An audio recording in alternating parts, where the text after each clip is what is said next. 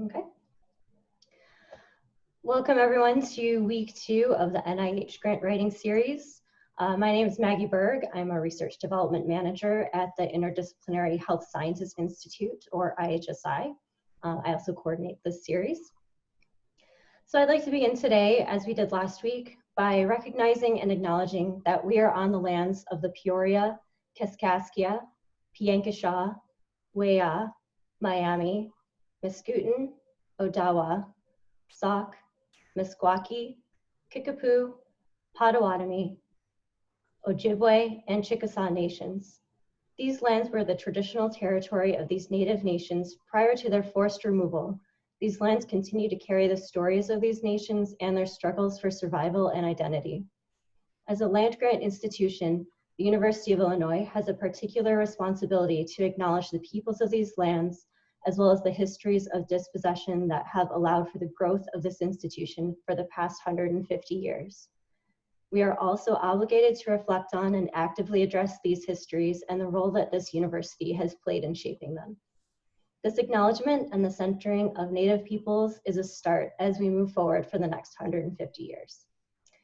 So with that, let's take a moment to do a quick poll just to see who's here and gauge level of knowledge on the topic today. So I'm gonna launch that.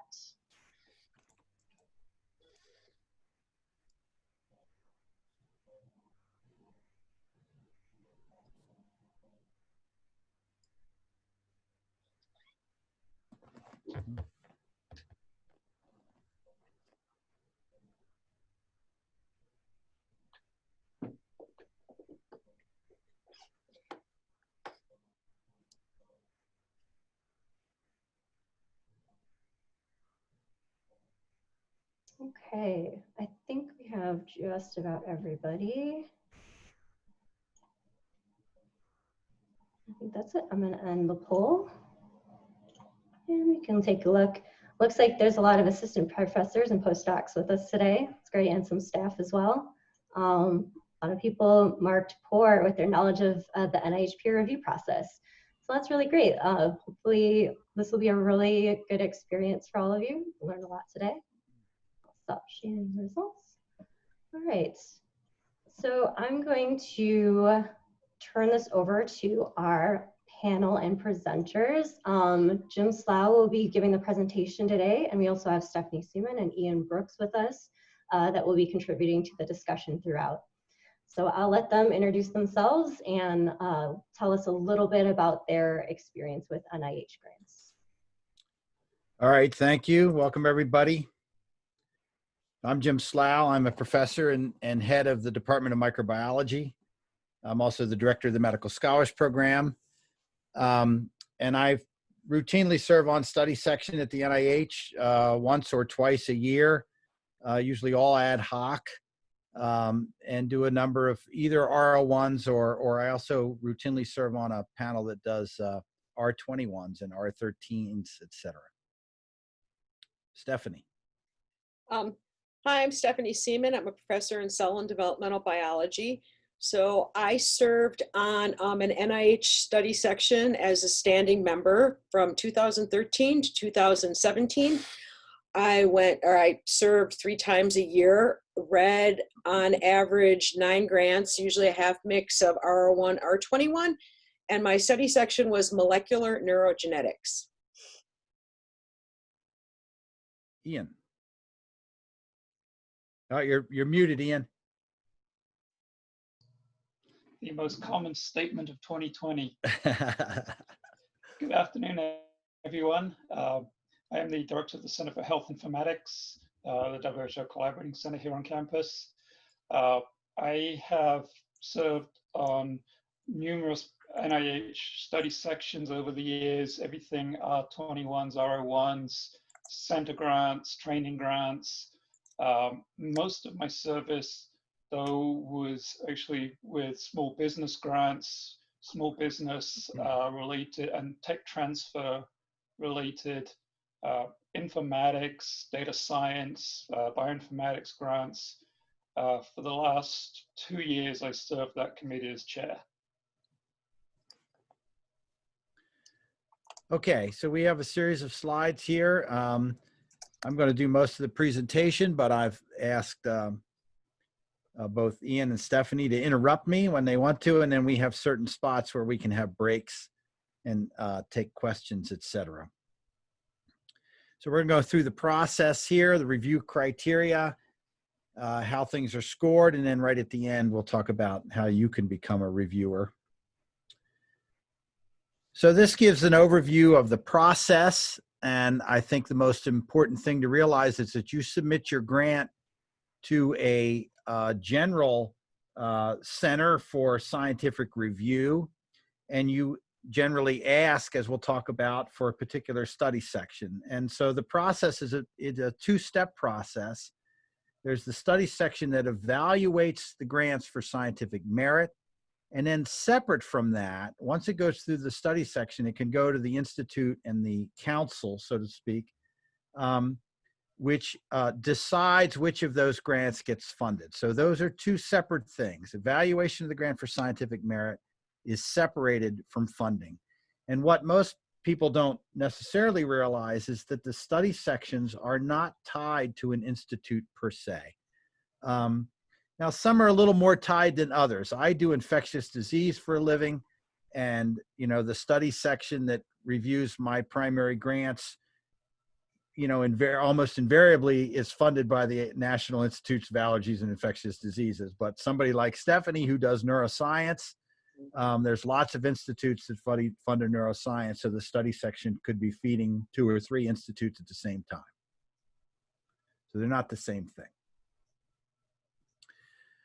So that's shown here. And again, we have these so-called study sections. So that's the review group that does the work. And then they get clustered together, I guess, based on general areas of emphasis. And then it goes separately to whether they get funded or not. So study sections, again, these are the groups that do the grants, and they're divided up usually into areas of expertise. They can also be divided up into types of grants. Certainly fellowships are separate from investigator-initiated grants like R01s and R21s. And like was said a minute ago, some study sections review both R01s and R21s. I happen to be on one that does R21s, R03s, and R15s, but not R01s, just to divide up that labor a little bit. 20 to 30 members, the so-called SRO, as we'll talk about, he's the person, or they're the person that runs the study section, and they recruit people in depending on the grants that they got, trying to fit the expertise with the grants. There are also so-called special emphasis panels. Again, Ian said he works on SBIR grants, for example, or again, these are fellowship grants, et cetera. So it depends. These special emphasis panels, and some of these panels have only ad hoc members. In other words, they simply recruit people for that time. But on many of the R01 standing study sections, there are permanent members, like Stephanie was on her study section.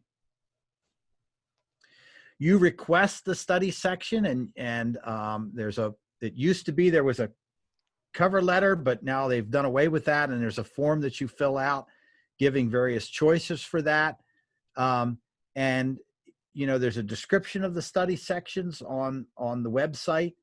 I think you can look up funded grants and find what study section it went through. Is that true? Yes, that is true. Yes. And NIH Reporter.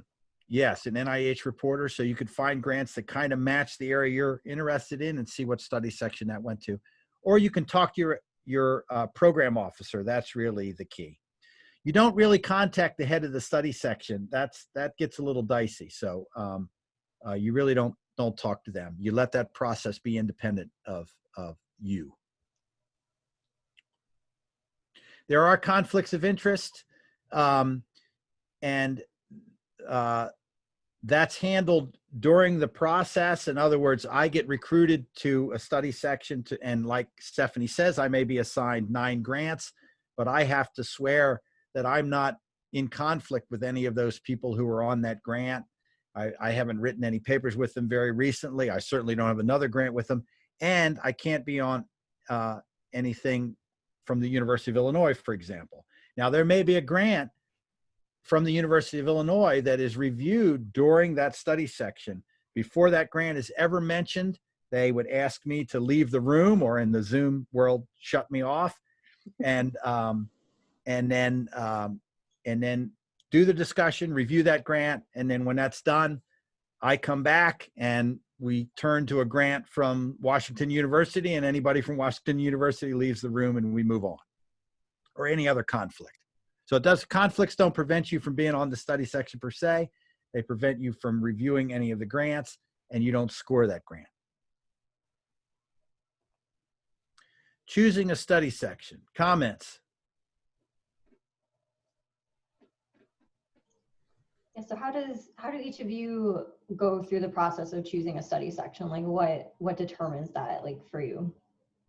So usually when you talk to when you're first preparing your application, you ask your colleagues that are in your field where they go. So I just, from being at meetings and hearing discussions, I knew that Fragile X grants went to SIN or MNG or one of the developmental biology, I think it's DBD. Anyway, you kind of, if you don't know intuitively, you can ask people that are in your field where they went, or you can go and Reporter at NIH Reporter, as Jim was suggesting, and see where they ended up. Yeah, and usually, again, it depends on what field you're in. There may not be that much of a choice.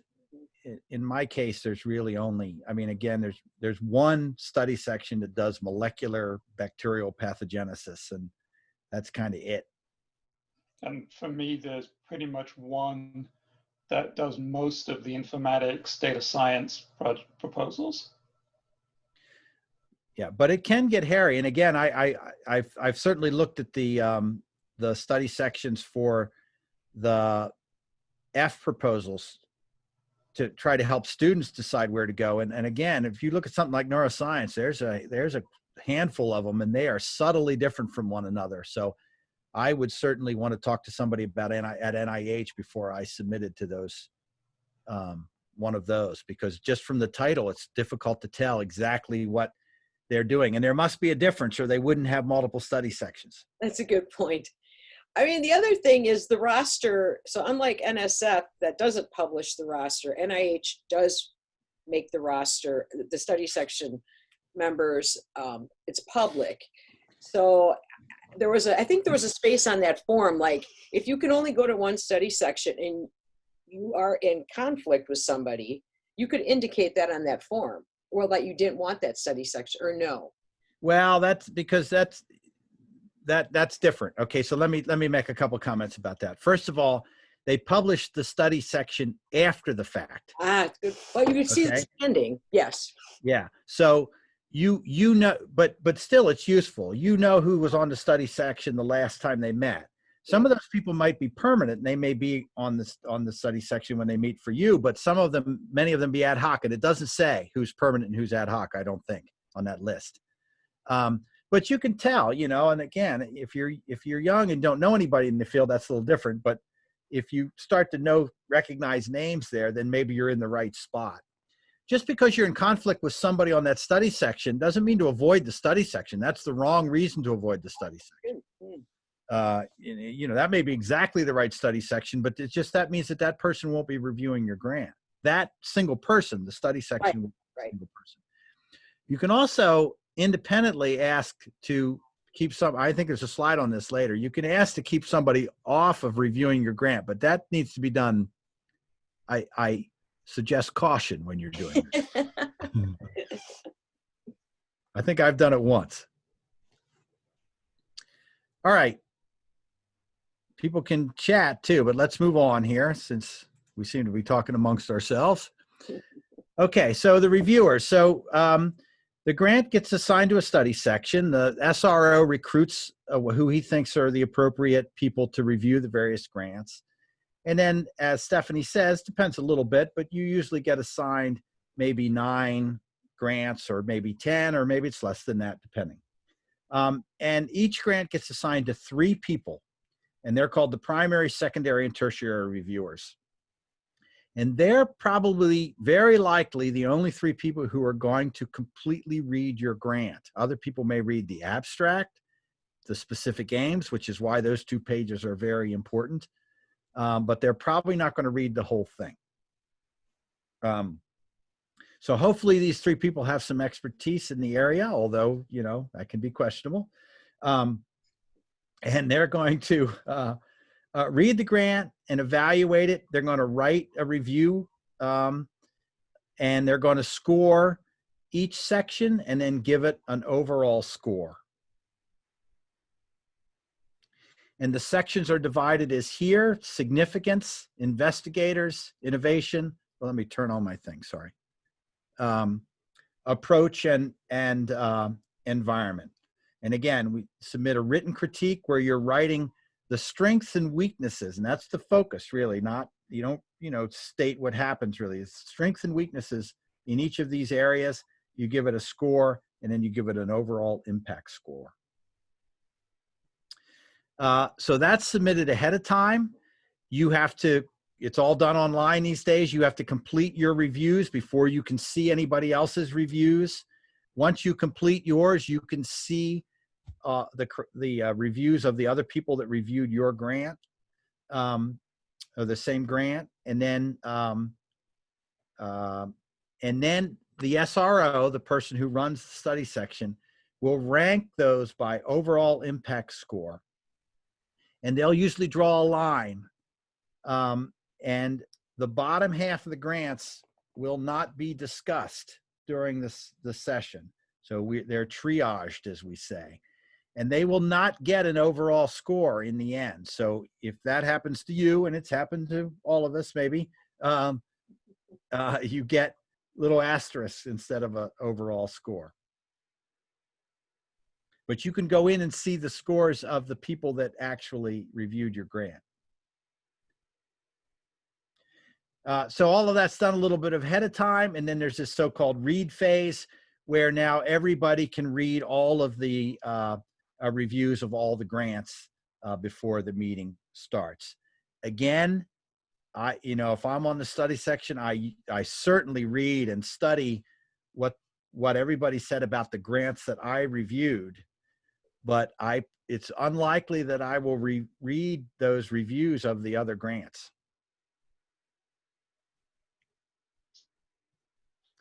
So the SRO, there's a chair of the meeting. That's just somebody who's on the study section who, usually somebody who has significant experience. As Ian said, he served as a chair. I've served as chair once or twice, not permanently, just because all the things I do are ad hoc. So again, the SRO recruits the reviewer. That's what we said. The chair moderates the discussion.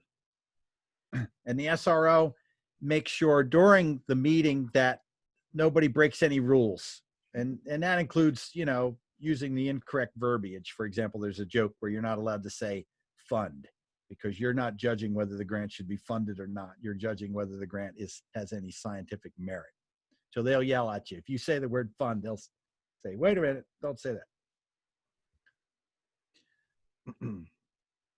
All right, so then there's a discussion. So the way that works, there's a kind of a formal process involved. Okay, they kick everybody out of the room who's got a conflict. Then they say preliminary scores. First reviewer, they give a score. Second reviewer, third reviewer. Okay, first reviewer, you got 5 minutes or less to introduce the grant or just kind of give a little overview.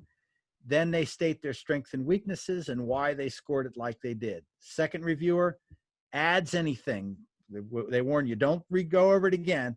Give your reasons that differ, why you gave it a score. Third reviewer, same thing. Then there's a discussion. All the study section can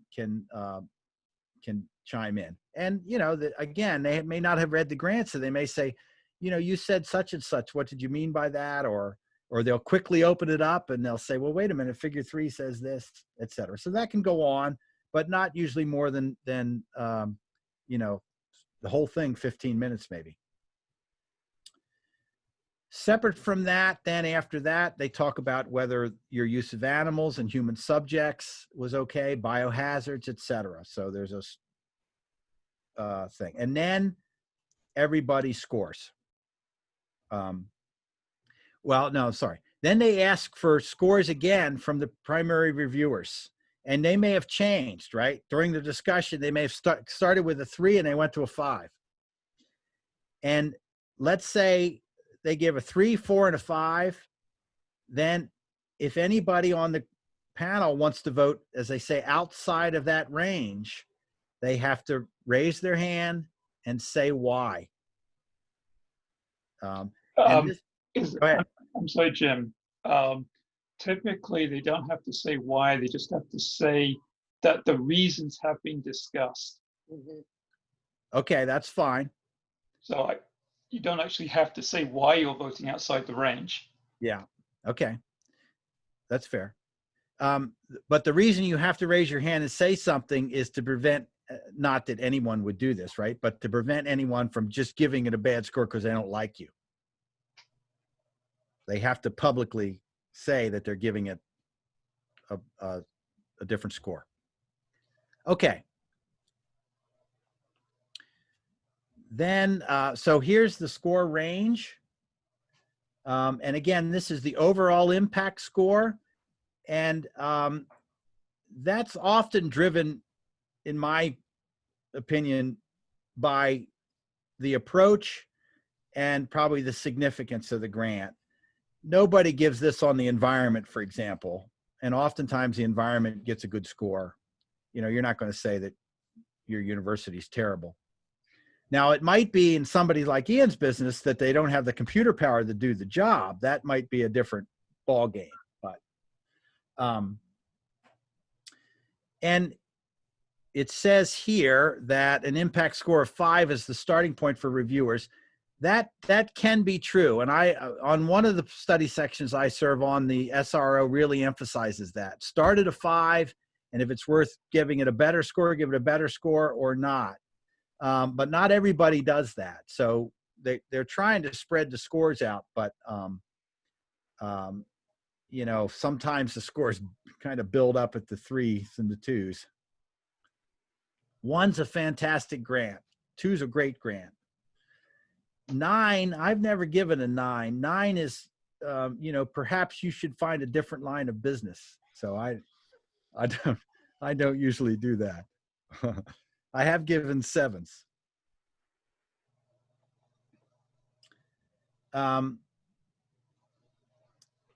Again, then there are other unscored things that are discussed after the fact.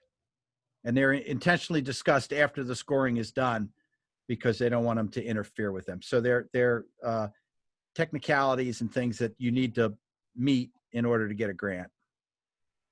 And we have the score sheet posted, Maggie. Are you going to do that? Yeah, it should be, it's in the box folder. So if you go to box, it's with the presentation and everything. Yeah, so you should look at that. But human subjects are scoreable, right? Yeah, they are. Some of them are. It was over here. Sorry. So these are the scoreable things. And then after that, they also talk about unscoreable things. And I have it. I printed it out here just for Yeah, I think the distinction, you've got like the 5 criteria that are scored, and then there's all these, you know, human subjects and all these other things that are contributing to that overall impact, but right. are not scored individually. But then there's a select agents thing. There's a resource sharing plans, authentication of key biologicals on our score sheet. Those are not scoreable items, but they must be met. So they're discussed after the score is given. But human subjects is discussed before the scores. Yes, human subjects and animals is discussed before. That's right. Sorry, I can read that off too. So before is timeline, human subjects, animals, biohazards. That's it. Yeah, I'll just say for the animal use, I think there are 5 questions that must be addressed, and people really had to do that. Alternatively, they couldn't use the animal use to describe protocol or procedures being done in the grant. Like they couldn't use it, you know, as a way to tell more of their story. So there is a right way to do animal use. Absolutely. And there's a right way to do humans too. But, and Okay. frankly, I don't think I've ever reviewed a grant that used humans. So I'm not as familiar with that. Yeah, me neither. The biggest fights I have ever seen in a study section were over human subjects. I don't doubt it. Huh. Yeah, and sex is a biological, you know, there are rules in here, right? Sex is a biological variable with the animals, et cetera. So all that needs to be addressed, but that's covered in the directions for the animal section.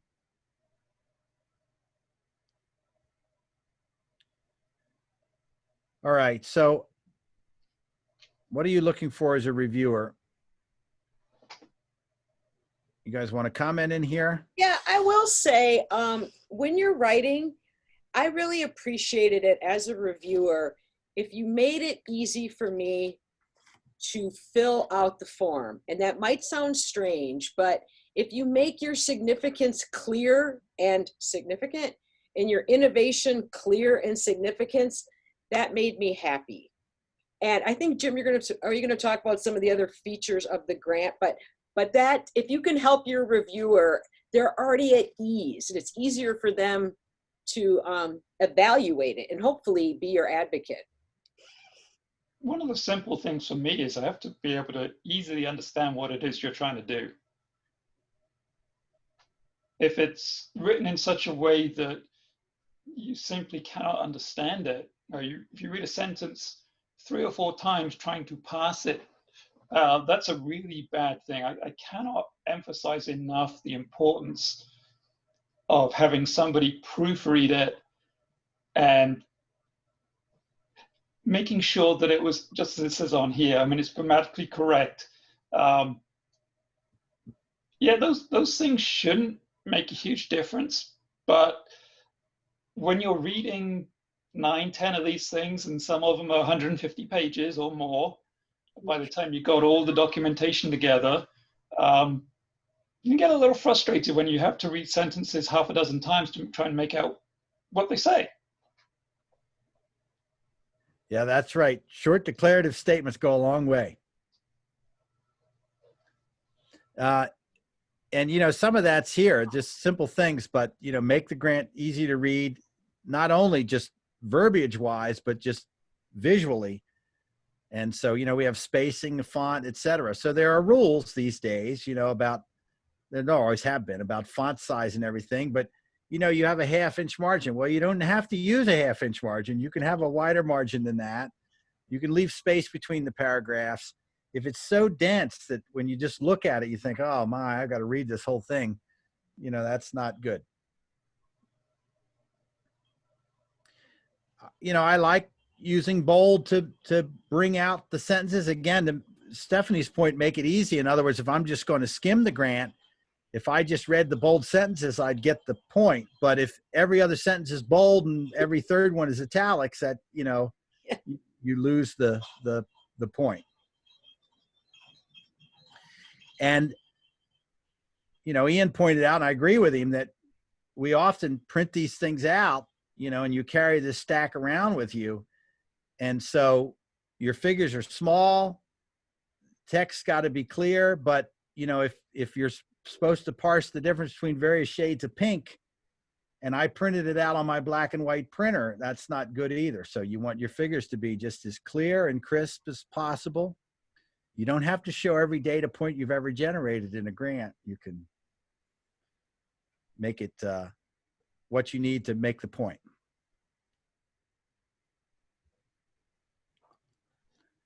Okay, so now this breaks it down into the various sections. Significance, right? And the emphasis these days at the NIH is on the premise. Do you have a strong premise, either published data or your preliminary data that really, you know, makes the point and makes what your primary hypothesis, you know, feasible? And it, you know, there's various things here. Not all of these have to be true, but does it advance the field? I think that has to be true. Is it an important question, right? Critical barrier to progress in the field. Does it improve our knowledge, our technical capability? That's fair. Clinical practice here, usually in the stuff we're doing, that's not absolutely critical, but often can be. Contribute to knowledge. Does it represent a paradigm shift? Now that's interesting if it does, but it doesn't have to, right? Every good, solid NIH funded proposal is not a dramatic shift in the way we think about things. That's not the way we do science. It's often somewhat incremental, but it better be at least a definite increment. Can I say, if you Yeah. are responding to a specific call for proposals, it should address that call. Absolutely. Yeah, that's true. Do you have the appropriate team? Are you capable of carrying out the work? And this gets also not only to the investigators, but also back when you get to the approach. You know, if you're going to propose doing some type of experiment, you either better have evidence that you can do it, either the preliminary data in hand, published data, that's good, often better, or an expert who's going to help you. And they can just write a letter, and that may be you know, one of the facilities here on campus. It's great to get a letter from the existing facilities, the protein facility here, you know, saying we've got, you know, we can do this, all this mass spec or whatever, to do that. But that's a big deal, and it's a bigger deal these days. And many times the grants have 4 or 5, you know, collaborators. They may only have a minor role. Again, they may just be doing you a service, but you got to be able to prove that you can do the experiment. And they don't have to be a PI, right? Necessarily, they can just be a collaborator. If there are multiple PIs, do you have a leadership plan? So if you're going to have true co-Is, you and that terminology has changed over the years a little bit. You need to describe how you're going to, that you get along with one another, and that if you really do have an argument, you name somebody like the head of the department who will pull you apart as you're fighting with each other and come to some agreement.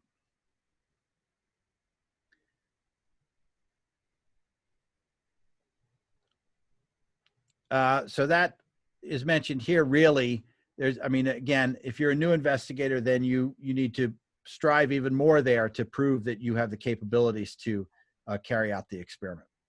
Someone's asking here, do the review criteria change much for the evaluation of early career investigators? The answer is yes and no, but it's pretty subtle, right? And again, it's going to depend on the field a little bit. You know, they give you a little bit of a break, right? And how much experience you have. But in my business, the score goes up, right? Or the fundable score gets a little higher, but we really, it's pretty subtle in the background. There's no defined criteria how to do that. You guys want to comment on that? Yeah, I'm not sure what people are doing now. When I was on study section, they had their own special time when we would discuss the new investigators at a specific. They don't do that anymore? Yeah, they don't do that anymore. Okay, thank you. That may be by study section. It might be. Oh, okay. The SRO has a fair amount of leeway in ordering new investigators or not. If you're doing a R21 and R0, which one you do first. So that may be by study section. Yeah. For me, there was maybe people did give new investigators somewhat of the benefit of the doubt, but it was a very, very minor consideration. Yeah. Yeah, I mean, I do. I give them the benefit of the doubt, but I can't tell you, I can't list for you on a slide how I do that. It's very subtle.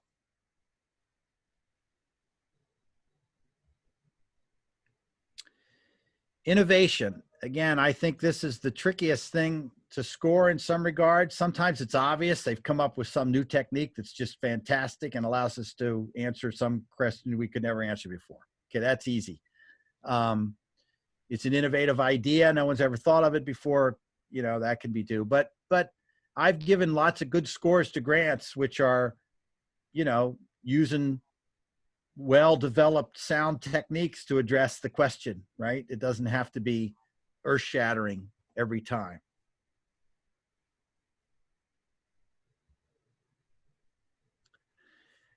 The approach is, in my mind, usually the one that drives the overall score of the grant more than anything else. And so here's where you're, you know, laying out your specific aims, your primary hypotheses, and how you're going to address them. And I really think, you know, my view at the end of the day is that you better lay out a logical argument for why you're doing experiment X, Y, and Z to address the question. And that's really the key. And I said the other day, I've you know, read grants where they threw every modern technology they had at the problem. They were going to do RNA-seq, and they were going to sequence this, and they were going to do mass spec, and they were going to do all of this. And they listed 10 state-of-the-art experiments. And when they were done, none of them were going to address the question that they asked in the first place. And you know, it didn't matter that they were using every technique possible. It talks here about power analysis and statistical analysis. That's very important. IHSI has statisticians that can help you in this area. You get a letter from them, but you can also discuss this ahead of time. Well, Jim, can I quick say something? Yeah. So for us, that fell under the rigor. So we were asked to consider, it's not an item on the sheet, but when we talked about rigor, that's right. Kind of the statistics is what we were considering. Right, right. Did you design a good experiment? And again, the variables. I would go ahead.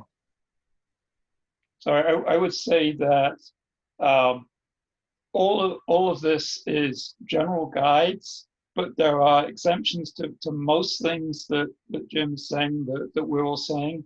But a lot of my proposals and proposals I read and write, we don't include power analysis. We don't include sample size justification, because if you're doing machine learning, you're using completely different approaches. Sure.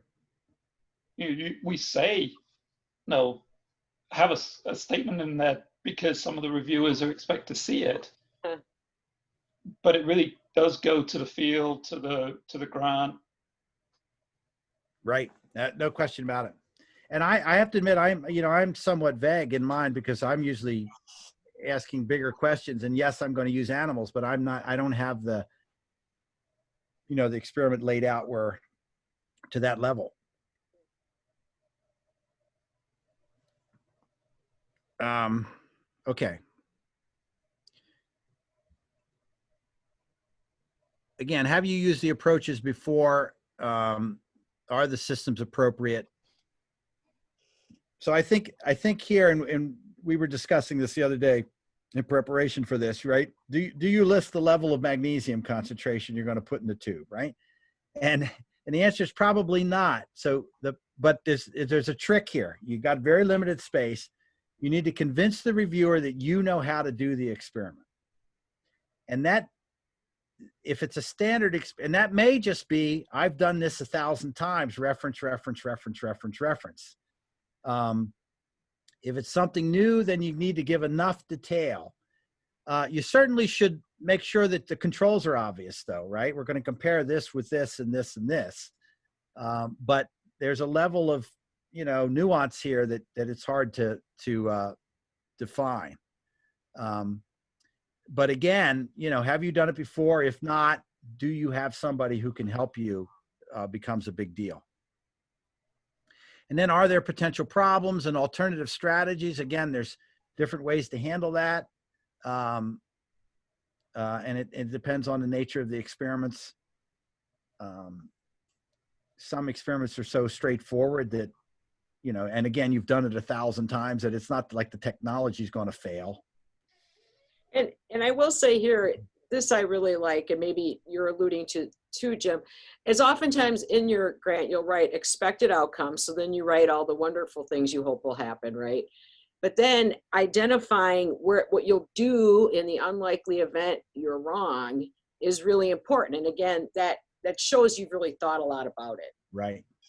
And it's certainly important if aim, and you get in trouble, right? If aim 2 is dependent on the excess of aim 1, for example, and if what your hypothesis was wrong there, and now the rest of the grant is trashed. So you got to be very careful about yes.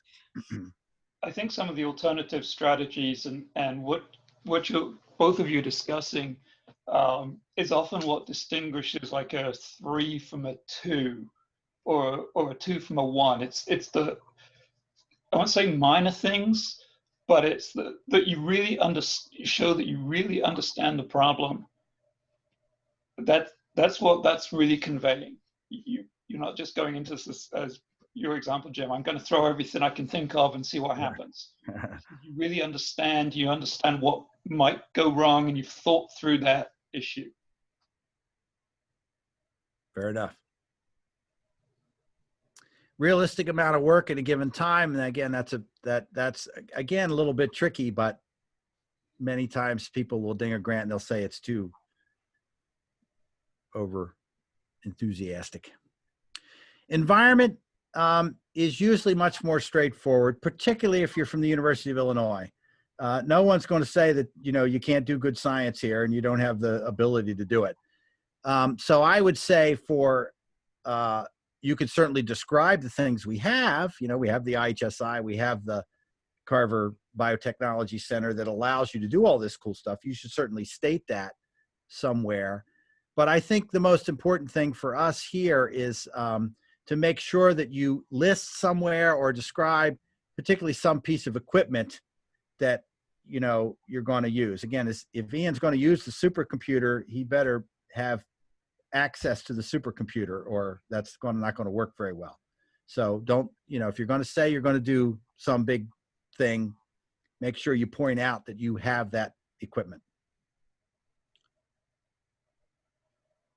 This becomes, again, it could be more important if you were from some smaller institution that didn't have a lot of NIH funding, for example. There's postdocs in the group, for example. If you move to somewhere like that, then you're going to have to pay more attention to this and really, convince them that you can indeed do the experiments.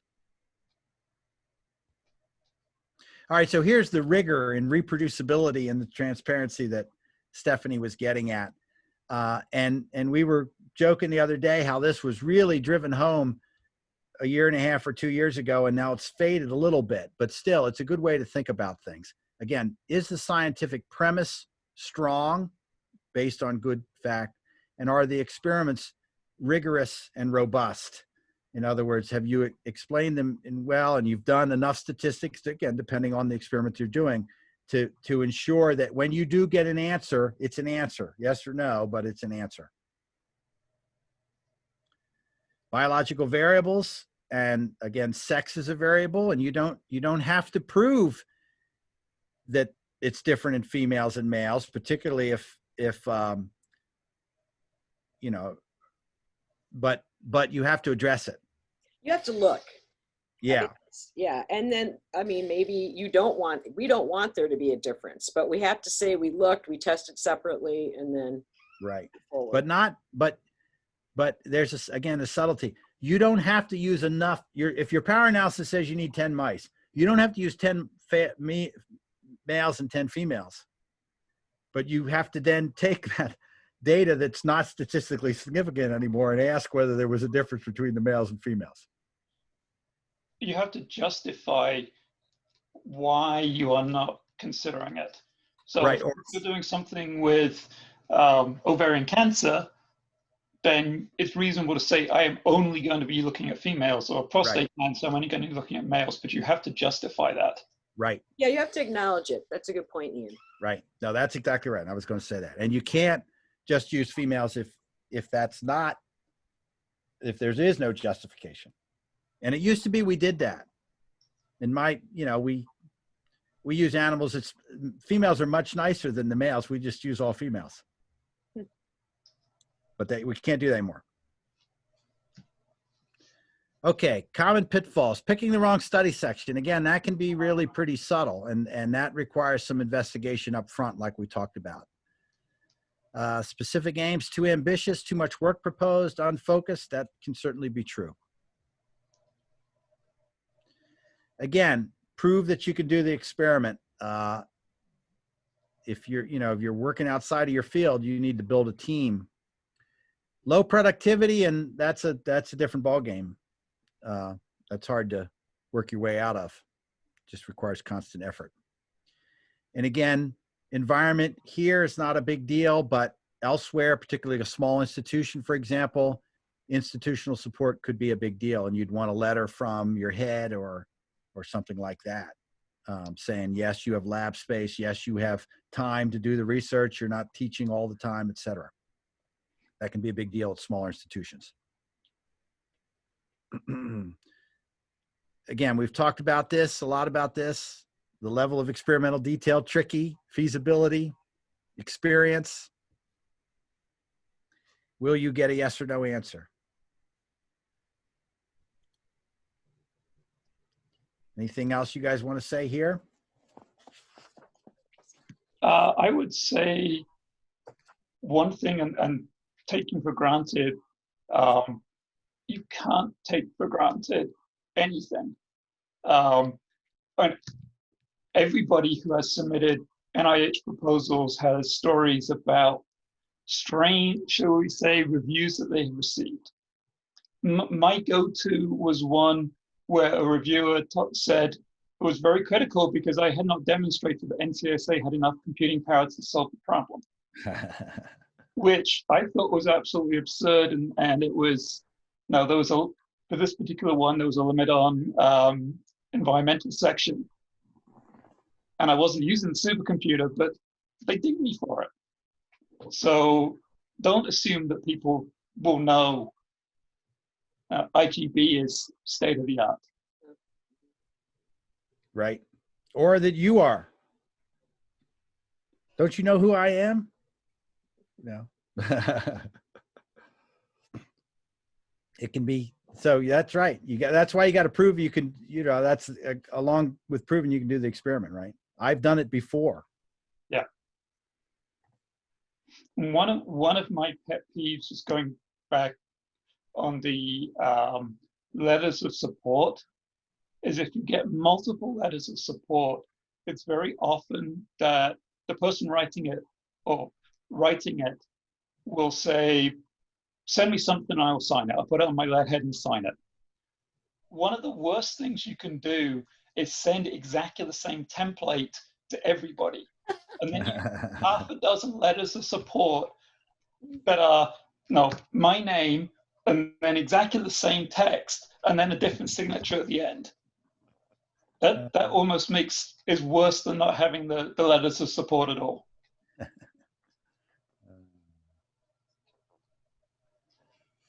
Well, that's good. I mean, I'm a geneticist at heart. I wrote a grant, it got a good score.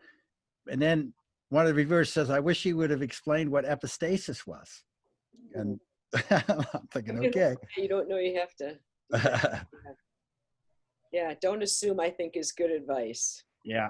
Okay, so somebody's asking about hypothesis-driven versus hypothesis-generating projects. I think you got to be a little careful here, but I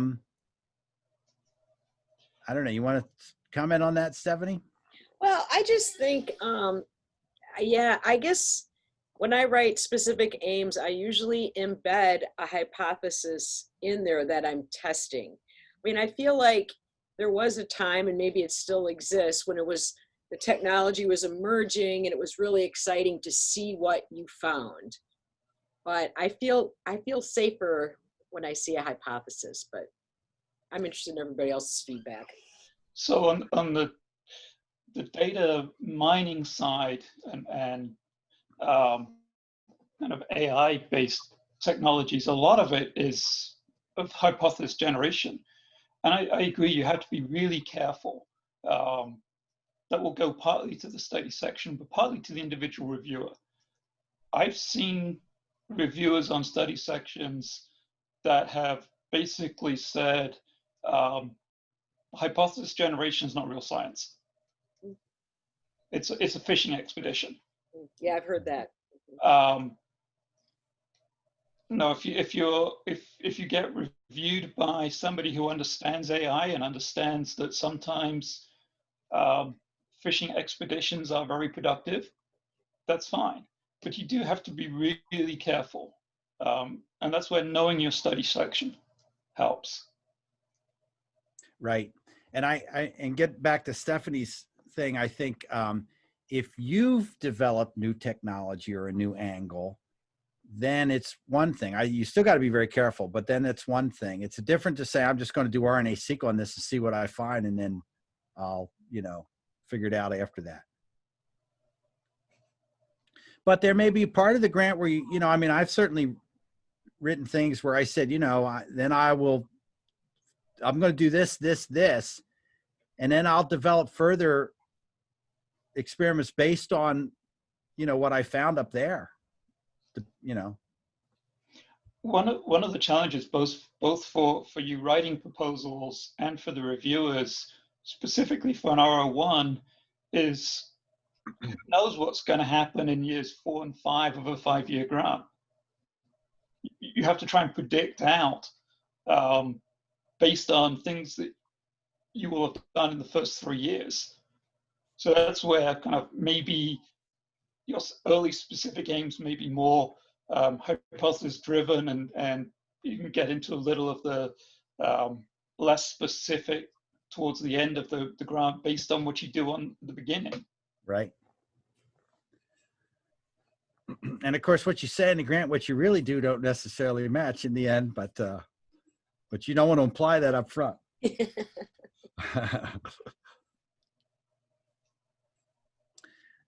All right. So after the review, it takes a little while.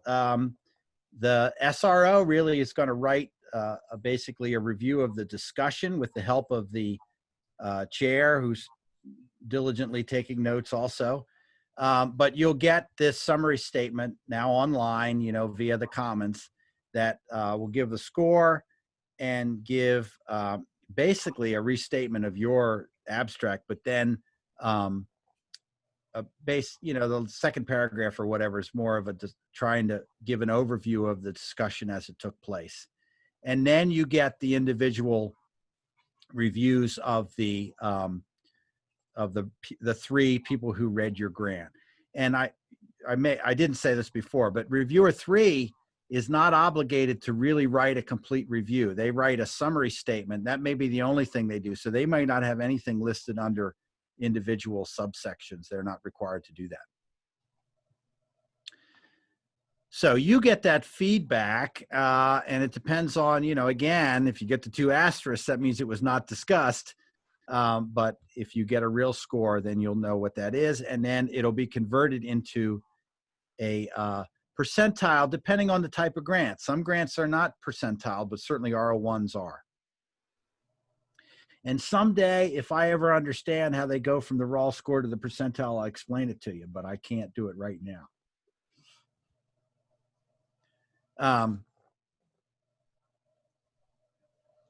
Okay, so that's described here.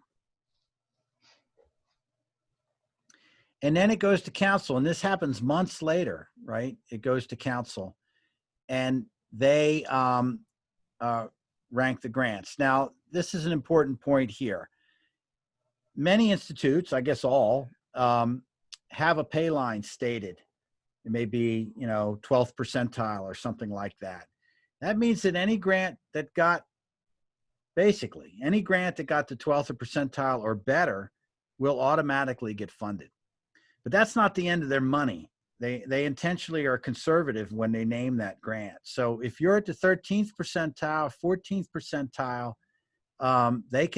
they can still fund your grant depending on whether they want to or not, and whether the area is something that they're interested in. So that's something and that's happened to me, where the the program officer called me on the phone and said, he said, I have a little bit of money left. What if you cut out specific aim 3? We'll just fund specific aim 1 and 2. And of course you say, fine.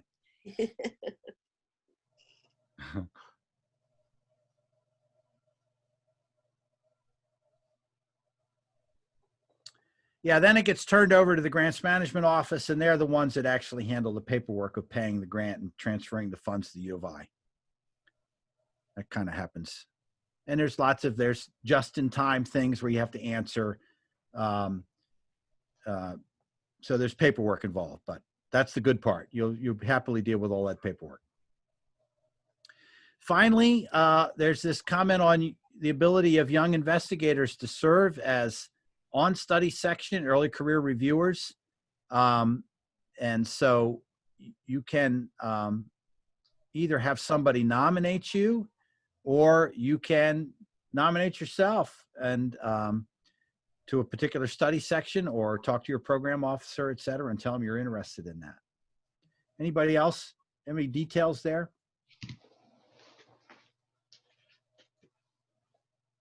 It's good experience, and the SROs are always looking for people, so.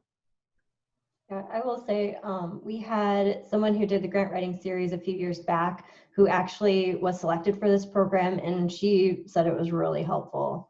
Oh yeah, it's a really good experience. Yeah, there's nothing like serving on a study section to learn how to write a grant. That's for sure. I agree. So if I can, Jim, one of the things that just occurred to me that we didn't cover is the process if you resubmit. That's a separate session. Yep, we'll talk about that way at the end of the series. How they're reviewed. Mm-hmm. Okay. Yeah, whole process. Questions from the floor?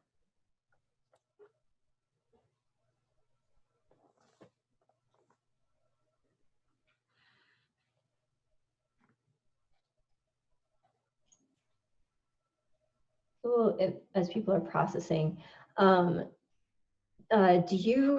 any of you know if there's any specific considerations that need to be taken for like the new COVID RFAs that have come out, or is it still just reviewed the same way? I don't know the answer to that. Yes. I mean, I would assume that ultimately it's reviewed the same way. There may be tighter timelines involved. I'm not sure about that. They may be speeding things up. So I have a question. Go ahead. Yeah. So realistically speaking, when a person joins as a young assistant professor, do they get R01s in their first or second year, or does it take like 5-10 years of experience as assistant professor or associate professor to get their first R01 grant? Well, it shouldn't take 5 or 10, but it may take more than 2.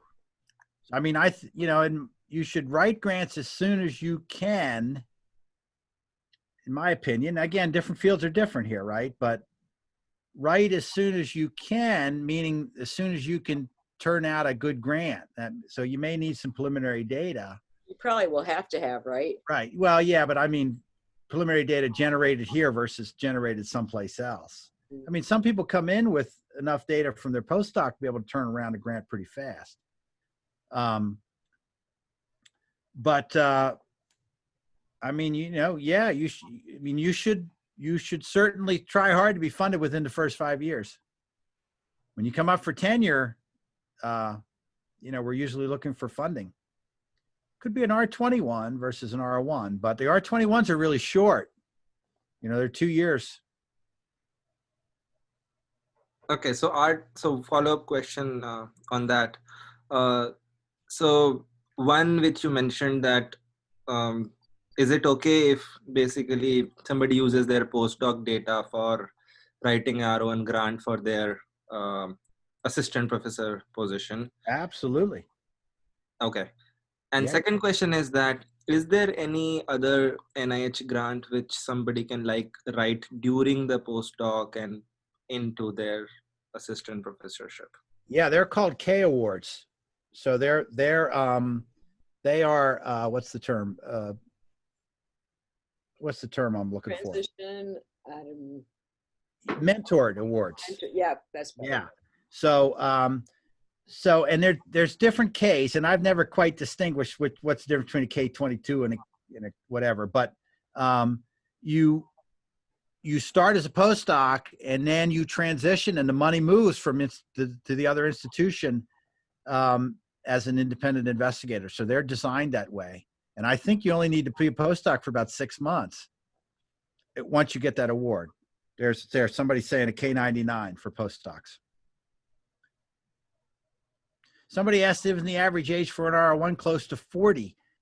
And it is, the age has been creeping up. There's no question about that. But that doesn't mean that they've been a professor for 15 years. But I'll tell you now, I'm going to restate that. People were asking about young investigators. I was reviewing a grant from a friend of mine who's the same age as I am. And I noted that he had marked that he was a new investigator. And I was thinking, how in the world can he be a new investigator? I thought it was a typo. And the answer was that he had USDA funding for all this time. And this was going to be his first NIH R01. And I was just flabbergasted. But he was, highly experienced. And so there's where he shouldn't have been given a break as a young investigator.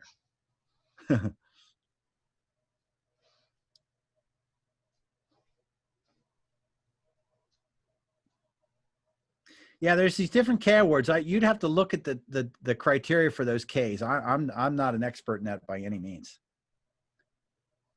And there's separate ones for MD PhDs, for example, Yeah, there's a lot of different Ks. And I think there's a K for even if you want to, and I might be getting this wrong too, this might be in the Rs. I think it's a K where you can actually maybe have a transition during your career. So like you've been doing something for a while and you want to transition to another area or something to a new area. related. Yeah. I think there's a K for that as well. Right. There's R03s, which are small developmental grants, but they're a little tricky too. There's not a whole lot of money there, and it better be something. And then R15s are for small institutions. Now, again, some of the postdocs may be moving to a small institution. R15s are for institutions that have less than X millions of dollars in NIH funding. I think it's like 4 total in the institution.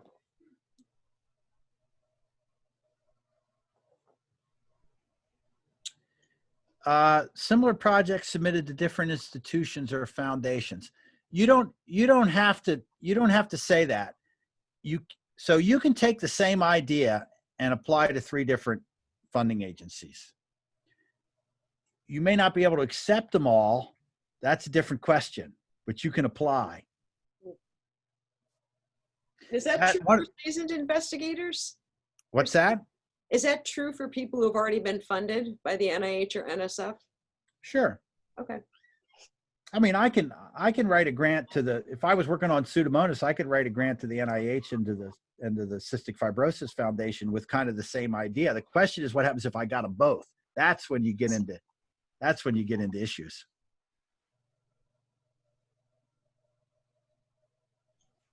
What would happen in that case? Would you have to turn one of them down? You might, or you might have to alter them. Mm-hmm. You'd have to talk about that. Yeah, like you maybe get rid of a common aim, something like that.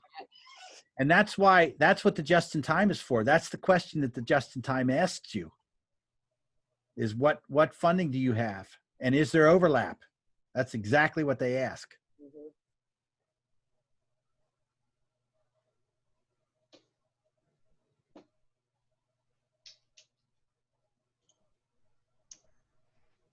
Are there any more questions?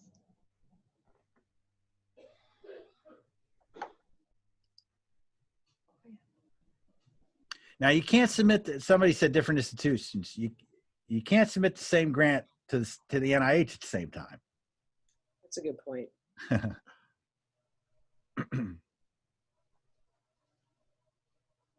It used to be, though, that you couldn't resubmit a grant, right? So now the grant only gets reviewed twice, but you can turn around and resubmit the same idea as a different grant.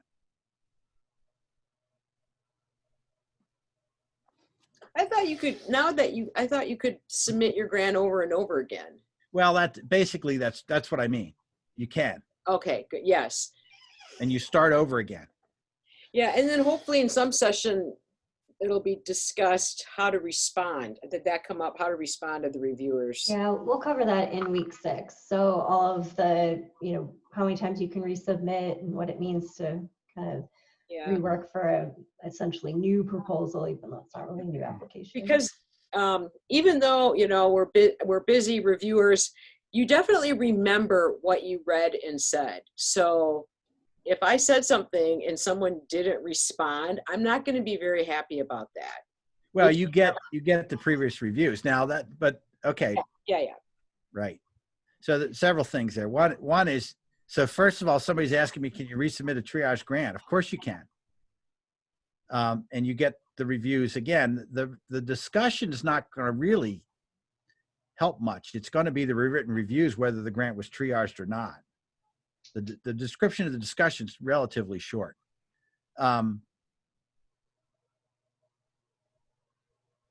So there, I mean, if you're resubmitting, then you have to address the comments of the reviewers.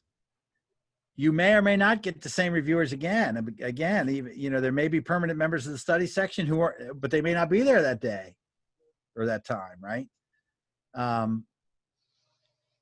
if you resubmit the same grant as a new grant, then you don't have to address any of the people. Now you should, in other words, you should address what the previous study section thought were problems, but you don't have to explicitly say you're doing it because of that. Well, yes, that's exactly right. And you don't necessarily have to agree with the previous reviews. You can say why you disagree with them, but you should address them. That's exactly right. Sometimes you get a reviewer who doesn't know what you're talking about. More often than you would like. Does a bad previous review affect future submissions? Not for a separate grant, certainly. There's no, I mean, Stephanie says that she has a fantastic memory and can remember what happened before, but there really is no institutional memory about what happened previously. There's your record. I mean, have you never been funded or have been funded, et cetera, but there's no real, you almost get a clean slate. Yeah, I just remember the ones I've reviewed. I should have been clear about that. I don't remember the discussions. Right. What constitutes a separate grant? I'm not sure exactly. Maybe Mary, restate your question there.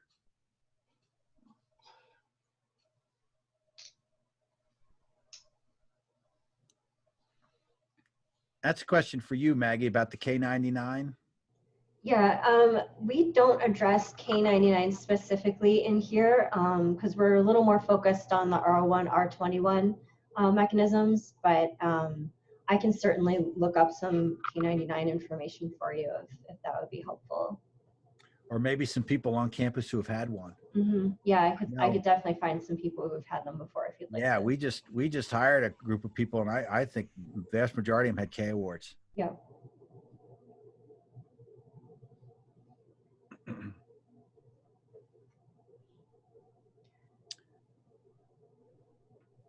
I don't even. What about NRTs? What's an NRT? That's a good question. I'm not familiar with the acronym. Oh, training grants. Oh, training grants. Okay. Yeah, we haven't discussed training grants. I used to do a thing with the grad college on F grants. We haven't done it in a couple of years, but they may still do that. But those are for grad students, MD, PhDs, and postdocs. There's information on the grad college website, I know, on that we've put together over the years.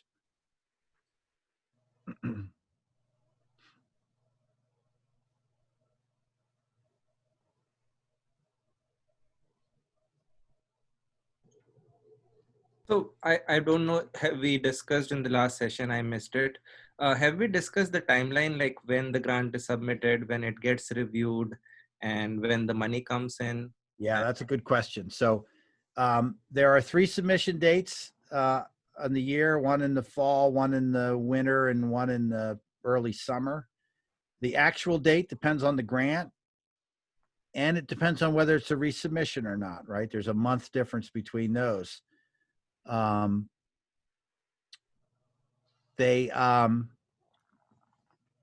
So then it takes 3 months or so before the study section meets, maybe 2, then another 2 or 3 months before the council meets, and then you never know when you're going to get funded. And a lot of funding decisions, for example, are made at the end of the fiscal year. So your grant may sit there for a while and then finally get funded in October when they decide they had money left over or something like that. So, but it's at least almost a year before if everything went perfectly, between submission and funding would be, you'd submit in January, February, and it would be the next December when the money came in. I usually don't figure that I'm going to hear anything for at least 6 months. Yeah. And you got to think about that if you're trying to renew a grant, that you got to take that into consideration. R01, okay, it's investor initiative. I've already gotten a review and wanted to adjust the idea, fix the problems, and resubmit. Is this a new grant or resubmission? That's an interesting question. Okay, so it depends. You can submit a new grant if you change it enough. You'd want to be a little bit careful if it goes back to the same study section, but that's certainly doable. You could submit a new grant. You don't necessarily have to resubmit and address the comments, but I'd say that's entirely a grantsmanship thing. I've certainly seen people do it both ways. Right. And as a reviewer, it can be a little strange because you do remember reading a proposal before and getting it again, and maybe not the next cycle, but the one after, but it's not a resubmission. Yeah, I guess I would ask, why wouldn't you resubmit it? Well, I can imagine, if they gave you comments that just you couldn't address. So you take the same, you really rewrite the grant. Fundamentally, it's the same concept or idea, but now you decide to approach it in a different way. That may constitute a new grant. That's a subtle question you've asked there. Yes, thought-provoking.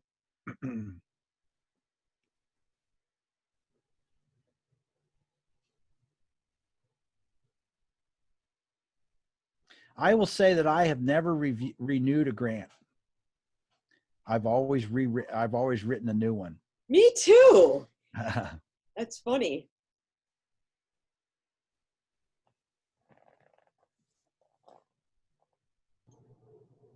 So like never renewed from like an R1, or just haven't resubmitted, because it's two different things. Correct? No, never renewed. Oh, okay. You had a funded grant and you renewed it. Yeah. There's a couple people on campus. John Cronin is, in year 40 something of his grant, right? Right. Yeah. Interesting. Is there any reason for that? That is, both of you said the same thing, you don't renew. So is there a reason for not? Oh, it's not renewing? like a philosophy. I was helped to that conclusion by the study section. What I like about a new grant is it's brand new. It's open territory, and it used to be like what Jim said before, that it used to be like 2 strikes. 2 strikes and you were out. So now whatever I did, or whoever at that time had to write a new grant. So it's kind of a mix of both. R01 and R21. So the R01 can be for 5 years. Lots of times these days they cut them to 4 or something like that. But it can be even without so-called modular grant, where you don't have to submit any kind of real budget. You can ask for up to $250,000 a year plus overhead. You can go higher than that if you will itemize a budget. The R21 is much more limited. It's only 2 years, and I think the cap is 150,000 if I remember correctly. Is that per year? Per year. Okay. Yeah. And so that's the difference. R21, 6 pages versus 12 for an R01. That's a big difference. So it's not as big a grant. That makes it somewhat easier to write. But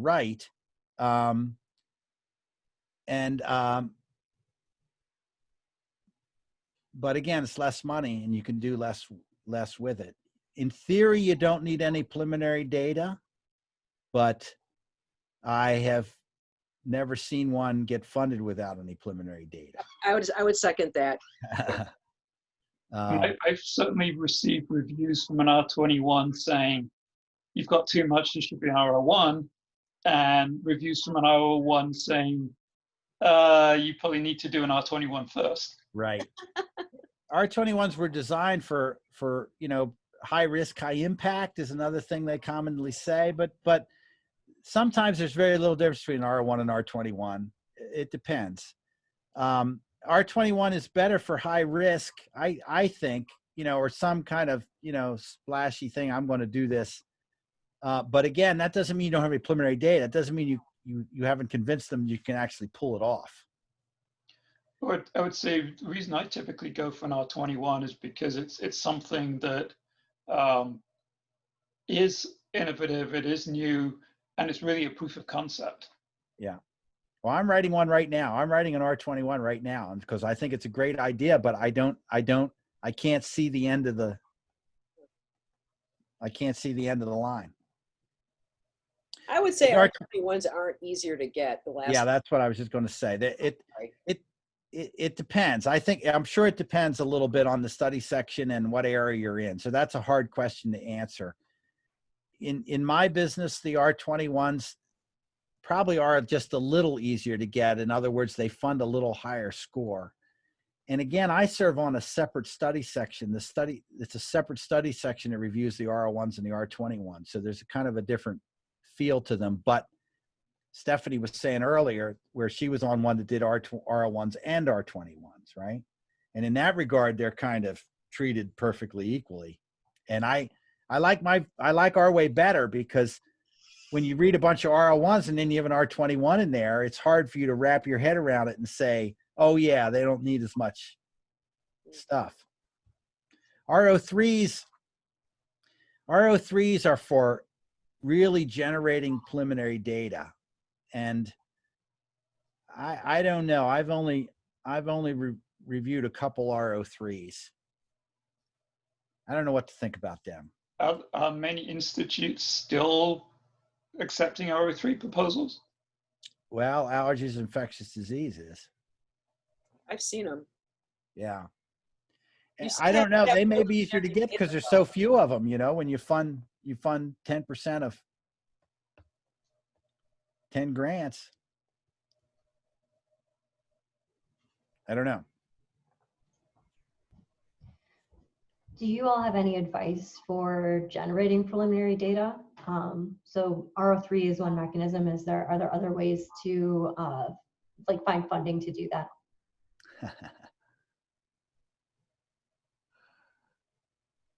Well, if you're a new if you're a new professor, that's what your startup money's for. That's right. And then, yeah, I mean, when you're in a pinch, you can write a research board.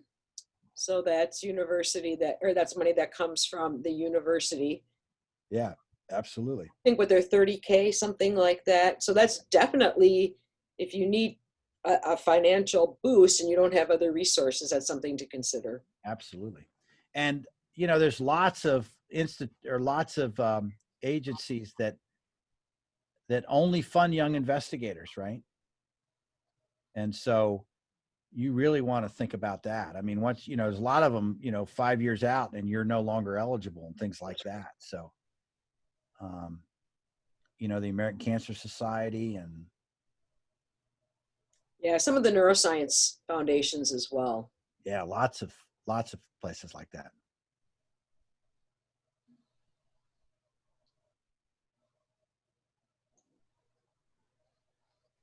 There's a question if planning grants are good for preliminary data. Well, again, I don't know exactly what you mean there.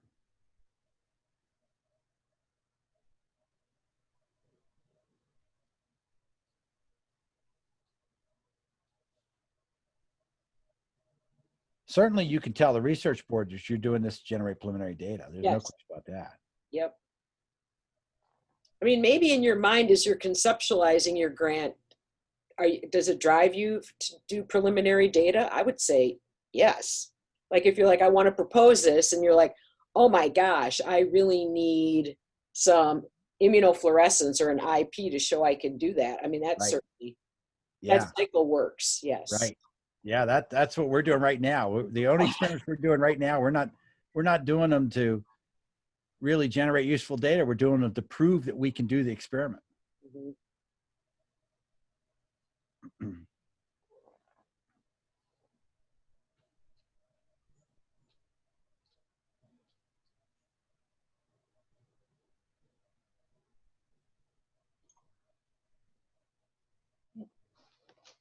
Any other questions? Mary, did you want to expand on your other question? Yeah. So NSF has some planning grants, and she's wondering how to do this sort of thing in NIH or if that's possible. Yeah, then there's RO3s. You'd have to read the directions for the RO3s. I mean, I think that's, you could argue that that's what they're for, but I just haven't seen a lot of them. That's, Yeah, but see, when I've seen them, they did come to my study section. They had preliminary data too. They were really, the project was narrower in scope, maybe didn't need as much money kind of thing.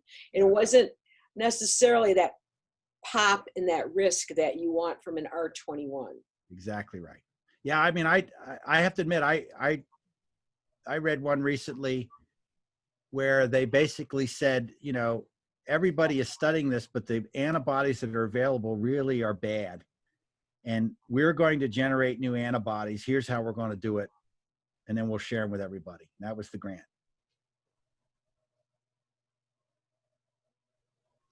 But they had a good reason why the other ones were bad and what they were going to do to get around it. Yes.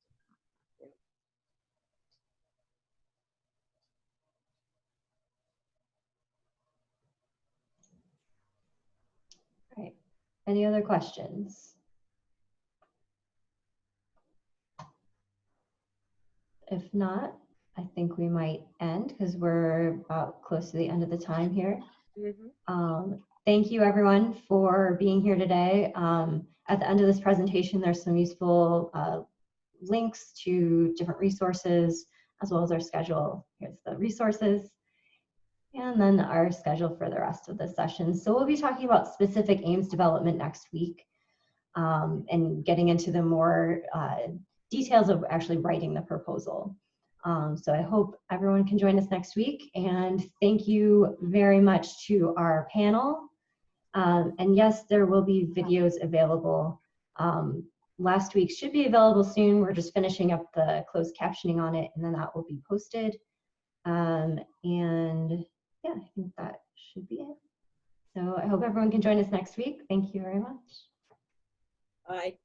See ya. Thank you. Okay.